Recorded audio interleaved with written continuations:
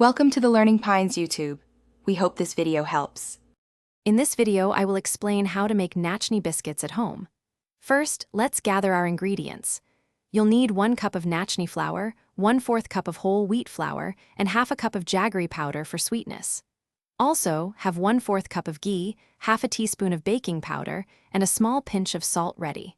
Finally, prepare 2 tablespoons of milk to help bind everything together. Now, let's mix our dough. In a large bowl, combine the Nachni flour, whole wheat flour, jaggery powder, baking powder, and salt. Give it a good mix.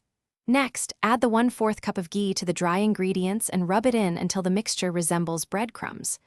Gradually add the milk, 1 tablespoon at a time, until a firm dough forms. Knead it gently for 2 to 3 minutes. It's time to shape and bake. Preheat your oven to 180 degrees Celsius, which is 350 degrees Fahrenheit. Lightly flour your work surface and roll out the dough to about 1/4 inch thickness. Use a cookie cutter or a knife to cut out your desired biscuit shapes. Carefully place them on a baking sheet lined with parchment paper. Bake for 15 to 18 minutes or until the edges are a lovely golden brown.